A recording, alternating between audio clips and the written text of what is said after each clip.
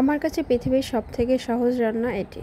প্রথমে তেলের ভিতরে কয়েকটা পেঁয়াজ দিয়ে দিলাম। এখন পেঁয়াজগুলোকে লাল লাল করে ভেজে নিতে হবে। তো এই তো এখানে আমি একটা সসপ্যান নিয়েছি সরাসরি, যাতে রান্নাটা খুব ভালোভাবে ক্লোজলি করা যায়। তো এখানে আমি আদা রসুন বাটা দিয়ে দিলাম 2 চামচ করে। দেন আমি আদা এবং রসুনকে ভেজে নিব। তো আদা রসুন ভেজে নেওয়া হয়ে গেছে। এটা খুব ভালোভাবে ভেজে নিতে হবে, যাতে কোনো রকম কাঁচা মশলার গন্ধটা না থাকে।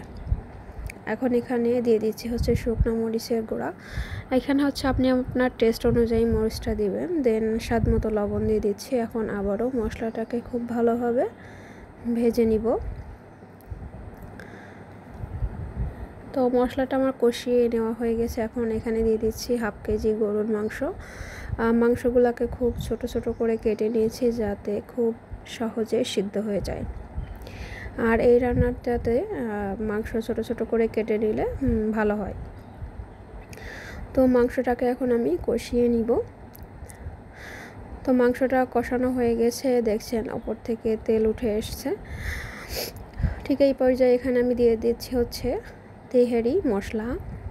রাঁধুনিটা নিয়েছি, রাঁধুনি তেহারি মশলা। দেন আবারও মশলাটাকে খুব ভালোভাবে কষিয়ে নিব। এবং এখানে হচ্ছে মশলা এবং মাংস খুব ভালোভাবে কষিয়ে নেওয়া হয়ে গেছে এবং মাংসটাও কিন্তু সিদ্ধ হয়ে গেছে। ঠিক এই পর্যায়ে আমি এখানে হচ্ছে 1 পোয়া পোলার চাল দিচ্ছি। তো এখানে হচ্ছে 1/2 কেজি চাউল এবং 1 পোয়া পোলার চাল। তো আপনি যতটুকু মাংস নেবেন তার অর্ধেক পরিমাণ হচ্ছে চাউল নেবেন, তাহলে এই তেহারিটা রান্নাটা বেশি ভালো হবে এবং খেতে ভালো লাগবে।